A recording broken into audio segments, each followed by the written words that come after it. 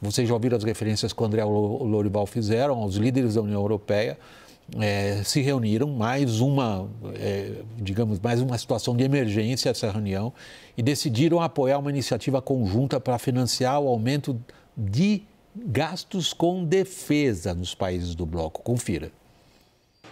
A reunião, convocada às pressas, serviu como uma declaração de apoio dos europeus para o presidente ucraniano Volodymyr Zelensky e também como demonstração de que o continente pretende abandonar a dependência dos Estados Unidos como protagonistas na defesa militar do bloco ocidental. Os 27 países da União Europeia endossaram a criação de novas iniciativas de defesa e aprovaram uma linha de crédito de 150 bilhões de euros para financiar os projetos. O grupo também deu aval para a flexibilização de regras fiscais que limitam o endividamento dos países europeus, abrindo assim caminho para o aumento dos investimentos militares.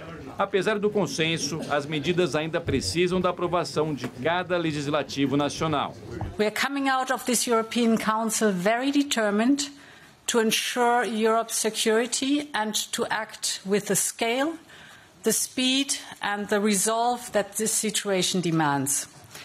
We are determined to invest more, to invest better and to invest faster together.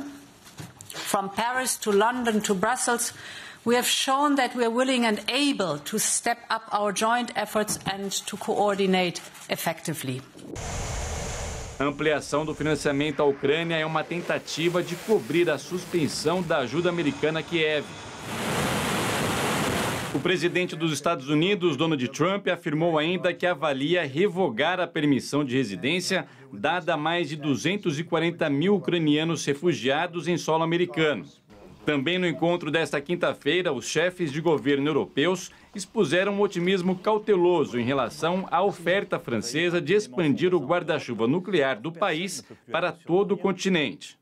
Hoje esse papel é dos Estados Unidos, mas o presidente francês Emmanuel Macron afirmou na quarta-feira que não é mais possível garantir que a Casa Branca estará ao lado dos europeus no esforço de guerra contra a Rússia. Por outro lado, o Kremlin afirmou que a proposta de Macron é uma ameaça direta. A chancelaria russa ainda classificou o discurso como uma chantagem nuclear. В отличие от своих предшественников, которые тоже хотели против России воевать, Наполеона, Гитлера, господин Макрон не очень изящно поступает, потому что те прямо говорили, надо завоевать Россию. Nada Россию победить. A Rússia e os Estados Unidos são as maiores potências nucleares do planeta, com quase 5.000 ogivas cada. A China vem em seguida, com 500. Segundo o cálculo da Federação dos Cientistas Americanos, a França tem apenas 290 armas nucleares à disposição. Lorival, os russos não gostaram.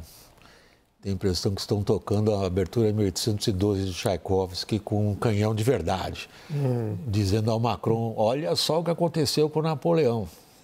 A comparação não poderia ser mais absurda, né? Porque, na verdade, quem está no papel de candidato nem sequer consegue ter o status do Napoleão é o Putin, né? Em vários sentidos. Em primeiro lugar, porque quem está tentando ocupar outros países, invadir outros países, dominar, é o Putin, que é o que Napoleão fez também, né? Só que foi muito mais bem sucedido, ocupou o continente inteiro e foi para cima da Rússia e lá encontrou o seu destino fatal, de fato, né? 3 anos de guerra, 380 mil soldados franceses mortos. Putin deve ter saudade dos cossacos quebrando garrafas de champanhe dentro de Versalhes na sequência. Claro. Isso daí. Mas aí sim, a gente vai aqui se perder na história antiga. Vamos claro, frente. Exato.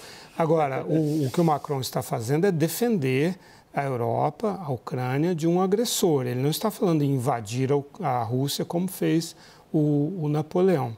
Além disso, Napoleão foi um governante absolutista que conseguiu assumir esse poder. Depois teve a Revolução Francesa, teve um período de instabilidade, de corrupção, de muitos problemas na França, e aí ele aproveitou esse vácuo e assumiu o poder quando os franceses estavam querendo a estabilidade do regime antigo. Exatamente como o Putin. houve algo, não da mesma envergadura da Revolução Francesa, mas houve uma espécie de revolução, né, que acabou com a União Soviética, com o regime comunista, um ensaio de liberalismo com o Yeltsin, muita instabilidade, muita corrupção, muita desordem, e o Putin aproveita isso e assume. Quer dizer, o paralelo é muito mais, com todas as mutatis mutandis, né, com todas as diferenças entre Putin e Napoleão do que com Macron. Aliás, como Putin na escola, na época dele, ele estudou marxismo, ele conhece a expressão bonapartismo, exato, que ele é a expressão do bonapartismo. Exatamente. Como ele ocupa o poder e faz uso do poder, ele parece muito mais Bonaparte nesse sentido. André, o que os europeus estão sendo capazes de colocar na mesa? Os alemães, por exemplo. Há um entendimento entre os dois principais... Bom, os dois principais não, porque a Alternativa für Deutschland hoje é maior do que o Partido Social Democrata. Mas entre social-democratas e democrata-cristãos, que tudo indica formarão o próximo governo alemão, há um entendimento histórico de gastar em torno de 500 bilhões de euros em armas. E isso, aparentemente, se espelhou hoje nessa reunião do Conselho Europeu, que diz ali, não, nós vamos gastar sim para valer. É para valer na sua interpretação? Olha, eu acho que esse momento reflete talvez a mudança mais profunda desse governo, seus efeitos geopolíticos, até mesmo considerando o primeiro governo Trump, né? Tem uma expressão em inglês, personnel is policy, né? Que as pessoas em posto-chave ditam a política. No primeiro governo Trump, ele se cercou, por exemplo, de vários generais que sentiam uma conexão com a OTAN, que às vezes barravam o presidente de tentar fragilizar essa aliança. Agora, ele está cercado de gente que vai fazer o que o Trump quiser. O Pete Hegseth para a defesa, o próprio Marco Rubio, que se mostrou completamente alinhado ao Trump, sendo que não era. Então, eu acho que os europeus certamente entendem isso, eles entendem que esse Trump não é o mesmo Trump, até mesmo do primeiro governo. Eu acho que tudo para dizer que eu acho que é para valer, sim. Agora, tanto falávamos das incertezas na política dos Estados Unidos. A Europa também está cheia de incógnitas, né? O que vai acontecer na França com a popularidade, o status do Macron, que também não está lá nessas coisas, né? A Alemanha, claro, certa definição agora, mas eu acho que o tema da nossa conversa realmente é a incerteza. Eu acho que a única coisa certa é que os russos estão olhando essa nova reconfiguração muito satisfeitos por todas as razões que o Lorival e você, William, colocaram. Agora, eu tento pensar, talvez vocês consigam imaginar, uma mudança tão severa de direção na condução da relação transatlântica. A gente pensa, por exemplo, na eleição do Barack Obama, que fez uma campanha prometendo fazer quase que tudo diferente do George W. Bush, e houve muitas continuidades, de fato. Realmente, nós estamos vendo uma política de ruptura, parece que real. E eu acho que, como historiador, eu acho que vai demorar um pouquinho para a gente entender, né, como que a poeira vai se assentar, mas eu acho sim que é para valer e que vai mudar muita coisa. Ele como historiador, está se referindo a um fenômeno de grande alcance, Lorival, que o André está fazendo aqui, colocando para a nossa apreciação, que é o seguinte, quer dizer, há uma ruptura de largo alcance, e essa ruptura foi traduzida em vários títulos de jornais, sobretudo jornais europeus. Um deles, por exemplo, que me vem à memória imediatamente, que é um jornal de alcance planetário e é lido pelas elites. Aí, se alguém quiser chamar de elites globalistas, ou aí não me importa, liberais, como quiserem chamar, que é o Financial Times, que diz assim, Trump é o pior inimigo do Ocidente. Essa é a ruptura a qual o André está se referindo? Sem dúvida, porque assim, o Trump ele fez o serviço do Putin, que qual era a grande motivação do Putin? Era fraturar a Europa. Então, o Kremlin ele faz campanha nos países europeus, assim como faz nos Estados Unidos e, aliás, ao redor do mundo, de falsa propaganda, tentando minar a crença, a adesão à democracia, aos valores liberais, ao capitalismo, enfim, a tudo aquilo que sustenta o que se chamava que foi, aliás, o Kremlin que cunhou esse termo, o Ocidente coletivo. Aliás, eles pararam de se referir. Eles chamam de decadente. Agora eles chamam a Europa de o velho mundo, que é uma expressão antiga da história, mas no sentido pejorativo, o velho mundo, e os Estados Unidos de nossos parceiros da América. Isso é recente. Nos últimos dias, os jornais russos passaram a mudar a nomenclatura. Antes eram os anglo-saxões, referindo-se aos Estados Unidos, e ingleses como pérfidos, né? Como traidores, como... A pérfida Albion. A pérfida Albion, estou pensando nisso também.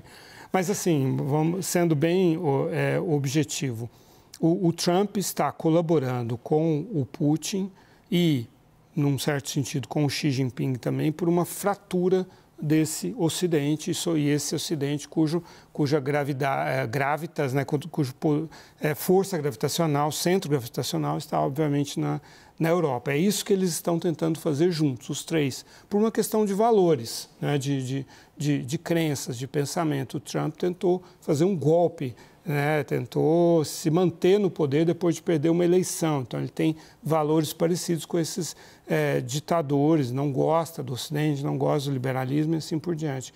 Então, mesmo que daqui a 4 anos haja uma eleição nos Estados Unidos, eu acredito que haverá, mas há uma incógnita em relação a isso, sobre a democracia, e alguém diferente do Trump se eleja, aí pode ser republicano, democrata, não é disso que se trata. Alguém que volte às crenças dos republicanos e democratas, terá havido já uma quebra fundamental na confiabilidade dos Estados Unidos. Então, o mundo não voltará a ser o mesmo. Então, esse teu ponto é importante para a gente amarrar a conversa. Eu sei que é extraordinariamente abrangente a questão que o Lorival está colocando, André, mas vale a pena, e você vai ter aqui mais ou menos 1 minuto só para eu te deixar já preparado. E é grade de televisão, é grade de televisão, não é streaming, é grade de televisão. Eu tenho que entregar isso no horário, acabou, não tem como escapar disso. É irreversível a quebra da Aliança Ocidental? Se não for irreversível, vai demorar muito tempo para reconstruir, né? Essa ordem que o Lorival descreveu agora, que está sendo rompida, primeiro, não é uma coisa simples, né? Se é um quebra-cabeça, não são só 2 pedaços, são vários pedaços. E, segundo, foi construído ao longo de décadas, né? Depois de um trauma de uma Segunda Guerra Mundial, em que vários dos players internacionais viram a sensatez nesse modelo, que agora, concordo muito com o que o Lorival disse, quem quer que seja, democrata ou republicano, não será um projeto de reconstrução de apenas 4 anos, se for né, se mudar o governo. Se for um republicano, se for um J.D. Vance, o vice-presidente, que ganhar daqui a 4 anos, eu acho que vai aprofundar. E aí fica mais difícil ainda. Então, de certa forma, será um projeto de reconstrução, se é que vai ter um projeto de reconstrução de longa duração, porque é muito mais fácil destruir do que criar.